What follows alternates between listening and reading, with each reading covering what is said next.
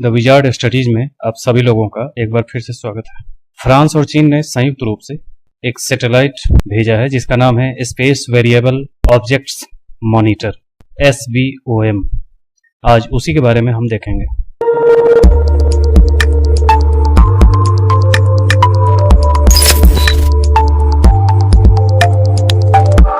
फ्रांसीसी चीनी उपग्रह SVOM को ले जाने वाला लॉन्ग मार्च 2C रॉकेट हाल ही में दक्षिणी पश्चिमी चीन से सफलतापूर्वक प्रक्षेपित किया गया है।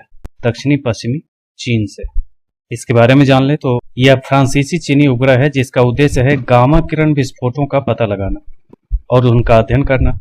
इसे दक्षिणी पश्चिमी चीन के सिचुआन प्रांत के सीचांग उपग्रह प्रक्षेपण केंद्र से लॉन्ग मार्च 2C रॉकेट से प्रक्षेपित किया गया है। 930 किलोग्राम का यह उपग्रह है जिसमें 4 उपकरण लगे हैं, 2 फ्रांसीसी और 2 चीनी उपकरण हैं। उपग्रह को पृथ्वी से 600 किलोमीटर ऊपर की कक्षा में भेजा गया है जिसका जीवन काल 5 वर्ष निर्धारित है। हालांकि यह 20 वर्ष तक भी कार्य कर सकता है। गामा किरण विस्फोट के बारे में जान लें, इसी का अध्ययन करने यह गया है। तो गामा किरण विस्फोट सामान्यतः विशाल तारों के विस्फोट के बाद उत्पन्न होते हैं जो सूर्य से 20 गुना बड़े तारे होते हैं या सघन तारों के संलयन के बाद उत्पन्न होते हैं। अत्यंत चमकीली ब्रह्मांडीय किरणें 1 अरब से भी अधिक सूर्यों के बराबर ऊर्जा का विस्फोट कर सकती हैं।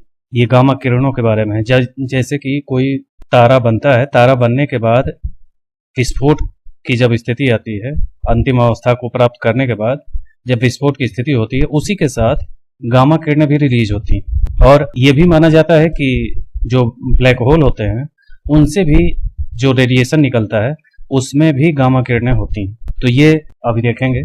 इसका अवलोकन करना समय में पीछे देखने जैसा है। समय में पीछे देखने के जैसा का मतलब होता है कि जैसे मान लें पृथ्वी से 50,000 प्रकाश वर्ष दूर अगर कोई ग्रह के विस्फोट के बारे में पता चलता है तो 50,000 प्रकाश वर्ष का मतलब हो गया कि प्रकाश की गति है 3 लाख किलोमीटर प्रति सेकंड। तो अब 3 लाख किलोमीटर 1 सेकंड में जा रहा है, तो इसको आप 60 से गुना करिए और फिर 60 से गुना करने पे जो घंटा निकल रहा है तो 24 घंटे का एक दिन होता है। उतनी दूरी और फिर 1 साल में प्रकाश के द्वारा जितनी दूरी तय की जाती है वही दूरी 50,000 से उसको गुना कर दीजिए। तो इतनी दूरी पे अगर कोई घटना घटित हुई होती है तो वहां से अगर कोई किरण यहाँ चली तो पृथ्वी तक पहुंचने में इतना समय लगेगा। तो आज जो हम जी रहे हैं तो उतने साल पीछे वो घटना घटित हो चुकी है, उसी को हम अभी देखेंगे। इसी वजह से इसे कहते हैं समय से पीछे देखना। कारण यह है कि इन वस्तुओं में प्रकाश को पृथ्वी तक पहुंचने में काफी समय लगता है। यही हम अभी विश्लेषण दे रहे थे।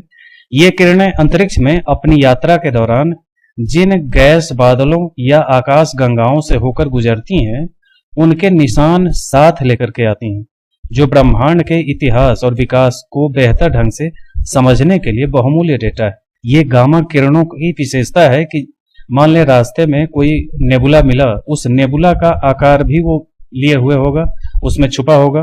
किसी ग्रह से होकर के गुजर रहा होगा, वो भी उसमें उसके आकार बने होंगे।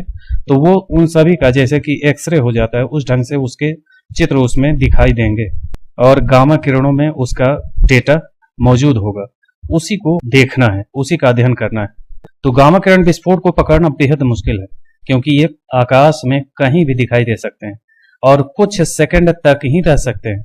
ये पृथ्वी के वायुमंडल द्वारा आसानी से अवशोषित हो जाते हैं, इसलिए इन्हें रिकॉर्ड करने का एकमात्र तरीका अंतरिक्ष में जांच करना है। तो ये बहुत ही दुर्लभ कार्य है और बहुत ही कठिन कार्य दोनों देशों ने मिलकर के उठाया है। इसलिए ये अगर पता चल जाता है तो ब्रह्मांड का इतिहास अपने आप में पता चल जाएगा कि कैसे कैसे कौन सी घटनाएं घटी थी।